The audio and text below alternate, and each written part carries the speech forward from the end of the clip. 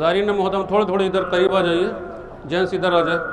تاکہ کسی کو آنے جانے میں تکلیف نہ ہو، ادھر آ جائیں جو بھی آنا چاہیں، تھوڑے تھوڑے قریب آ جائیے، تھوڑے تھوڑے قریب آ جائیں۔ بر محمد و آل محمد صلوات۔ اللہم صلی علی محمد و علی محمد۔ اعوذ باللہ من الشیطان الرجیم، بسم اللہ الرحمن الرحیم۔ خداوند عالم کا جتنا بھی ہم شکریہ ادا کریں وہ کم ہے۔ اس پروردگار نے ہمیں یہ توفیق، یہ شرف بخشا کہ اس وقت ہم باب الحوائج مولا عباس علیہ السلام کی بارگاہ میں کھڑے ہیں اور موجود ہیں۔ ماہ مبارک رجب المرجب کا بھی مہینہ ہے اور ماہ رجب کی شب 15ویں تاریخ ہے، جس میں خصوصاً امام حسین علیہ السلام کی زیارت کی اور جناب زینب سلام اللہ علیہ کی شہادت کی بھی تاریخ ہے۔ بہت زیادہ فضیلت بیان کی گئی ہے۔ امام حسین اور مولا عباس علیہ السلام کی زیارت کی جتنے بھی فضیلتوں کو بیان کیا جائے وہ کم ہے۔ عزیزان گرامی، مولا عباس علیہ السلام کا ایک لقب جو ہے آپ حضرت سنتے رہتے کہ باب الحوائج کہا جاتا ہے۔ کیوں مولا عباس علیہ السلام کو باب الحوائج کہتے؟ اس لیے کہ اگر کوئی انسان مولا عباس علیہ السلام کے وسیلے سے دعا کرے، اور خصوصاً اگر کوئی انسان اس باب الحوائج کے بارگاہ میں، علماء کرام بیان کرتے ہیں کہ اگر جناب سکینہ سلام اللہ علیہا کا واسطہ دے کر دعا کیا جائے تو اس کی دعا جو ہے رد نہیں ہوتی، فوراً قبول ہو جایا کرتی ہے۔ لیکن شرط ہے کہ انسان خلوص دل کے ساتھ، معرفت کے ساتھ زیارت کرے۔ اس لیے کہ کربلا کے زیارت کے بارے میں بیان کیا جاتا ہے کہ انسان جب کربلا پہنچے،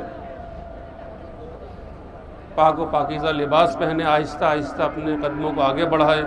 کہ آنکھوں میں اشک ہو، اور مولا کی بارگاہ میں دھیرے دھیرے امام کے مصائب کو یاد کرتے ہوئے اس عظیم بارگاہ میں پہنچے۔ عزیزان گرامی، علامہ محقق شیخ عبدالرحیم تستری علیہ رحمہ بیان کرتے ہیں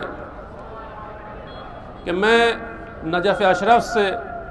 کربلا پہنچا امام حسین علیہ السلام کی زیارت کرنے کے لیے، اور میں نے کربلا میں امام حسین علیہ السلام کی روضے کی زیارت کی۔ امام حسین علیہ السلام کی روضے کی زیارت کرنے کے بعد میں مولا عباس علیہ السلام کے روضے میں داخل ہوا، اور میں نے دیکھا کہ ایک عرب، ایک بدو شخص اپنے بیمار بیٹے کو لے کر مولا عباس علیہ السلام کے زری کے قریب جاتا ہے اور اپنے بچے کو اسی زری سے باندھ دیتا ہے اور گڑ گڑا کر دعا کرنے لگتا ہے، تڑپ کر دعا کرنے لگتا ہے کہ پروردگارہ تجھے مولا عباس علیہ السلام کا واسطہ، یہ ہمارا مفلوج بیٹا ہے، بیمار بیٹا ہے، اس کو آپ شفا عطا کر دیجیے۔ عزیزان گرامی، علامہ عبدالرحیم تستری علیہ رحمہ بیان کرتے ہیں کہ میں وہیں پہ کھڑا تھا، میں موجود تھا، اور میں نے دیکھا کہ تھوڑی دیر کے بعد اس کا بچہ چلانے لگا کہ مجھے مولا عباس علیہ السلام نے شفا بخشا۔ اللہم صلی علی محمد و علی محمد۔ عزیزان گرامی، علامہ عبدالرحیم تستری علیہ رحمہ وہیں پر کھڑے تھے، موجود تھے۔ انہوں نے مولا عباس علیہ السلام کی روضے کی طرف اپنی نگاہوں کو بلند کیا اور کہا کہ مولا، یہ بدو شخص ہے، اسے دعا کرنے کا طریقہ نہیں معلوم، سلیقہ نہیں معلوم کس طریقے سے دعا کی جاتی ہے، لیکن یہ پہلی مرتبہ آپ کی بارگاہ میں آیا، اپنے بیمار بچے کو لے کر آیا، اس نے دعا کی، دعا کرنے کا طریقہ بھی اسے نہیں معلوم، لیکن اس کی دعا قبول ہو گئی، اس کا بیمار بیٹا ٹھیک ہو گیا۔ لیکن میں اتنا بڑا علامہ، اتنا بڑا عالم دین، کئی روز سے آپ کی بارگاہ میں آ رہا ہوں، لیکن میری 2 حاجتیں ہیں وہ ابھی تک پوری نہیں ہوئی۔ اور اس نے، علامہ عبدالرحیم تستری علیہ رحمہ نے مولا عباس کی روضے کی طرف نگاہ کی اور نگاہ کرنے کے بعد کہا کہ مولا، اب میں آپ کی زیارت کرنے کے لیے نہیں آؤں گا، اس لیے کہ میں کافی دنوں سے آپ سے 2 چیزوں کے لیے فرمائش کی، لیکن میری فرمائش قبول نہیں ہوئی، لہٰذا اب میں دوبارہ آپ کی زیارت کرنے کے لیے نہیں آؤں گا۔ عزیزان گرامی، علامہ عبدالرحیم تستری رحمہ بیان کرتے ہیں کہ میں کربلا سے نکلا، مولا عباس کے روضے سے نکلا، اور نجف اشرف کی طرف جانے لگا، لیکن میرے دل میں خیال آیا کہ کہیں میں نے گستاخی تو نہیں کر دی، میں نے مولا عباس علیہ السلام کی شان میں کوئی گستاخی تو نہیں کی۔ میں نے معافی مانگی اور معافی مانگنے کے بعد نجف اشرف کی طرف جانے لگا۔ جیسے ہی نجف اشرف پہنچا، اتنے میں شیخ مرتضیٰ علیہ رحمہ وہاں پہنچتے ہیں، اور پہنچنے کے بعد کہا کہ یہ پیسوں کی 2 تھیلی ہے کہ مولا عباس علیہ السلام میرے خواب میں آئے تو انہوں نے کہا کہ یہ تمہارے حوالے کر دو۔ عزیزان گرامی، وہ عالم دین کہنے لگا کہ تمہاری 2 خواہش تھی نا، ایک تمہاری حج کرنے کی خواہش تھی اور دوسرے تم یہ چاہتے تھے کہ اپنے لیے ایک نیا مکان تعمیر کرو۔ یہ مولا عباس علیہ السلام نے پیسے بھیجے ہیں، ایک پیسے سے حج کر لینا، دوسرے پیسے سے تم اپنا مکان بنوا لینا۔ عزیزان گرامی، آپ دیکھیں کہ مولا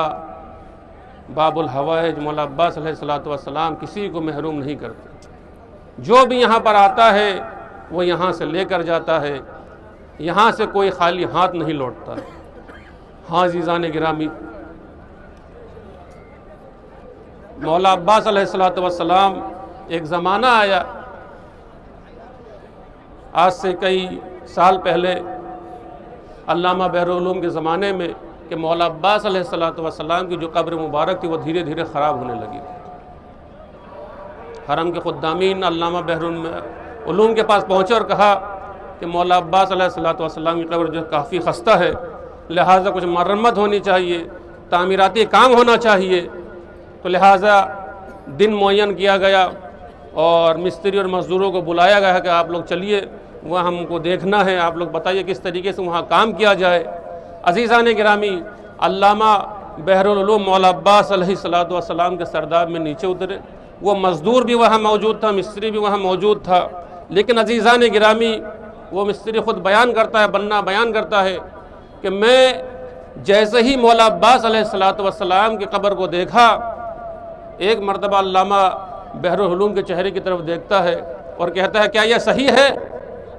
کہ مولا عباس علیہ السلام کے بارے میں جو بیان کیا جاتا ہے کہ مولا عباس بہت ہی حسین و جمیل تھے، دراز بلند و بالا قامت کے تھے،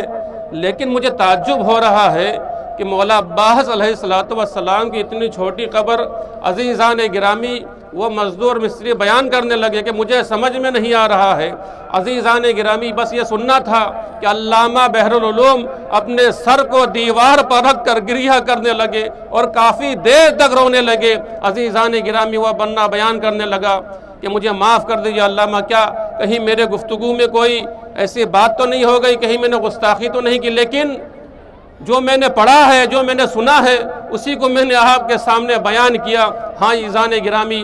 تھوڑی دیر گزر جانے کے بعد علامہ بحرالعلوم بیان کرتے ہیں کہ بے شک تو نے صحیح سنا ہے کہ مولا عباس علیہ السلام بہت ہی بلند و بالا قامت کے تھے کہ جب مولا گھوڑے پر بیٹھتے تھے تو پیر زمین پر خط دیتے تھے۔ عزیزان گرامی، علامہ بحرالعلوم بیان کرتے ہیں کہ مجھے کربلا کا وہ دن یاد آ گیا کہ ایک ظالم نے عباس کے سر پر ایسا گرز مارا کہ عباس کا سر شگافتہ ہو گیا، اور ایک ظالم نے عباس کے دائیں بازو کو قلم کر دیا، ارے بائیں بازو کو قلم کر دیا، ارے تیروں کی بارش ہونے لگی۔ ارے کوئی سید سجاد سے پوچھے ارے کس طریقے سے عباس کے لاش کے ٹکڑوں کو جمع کیا؟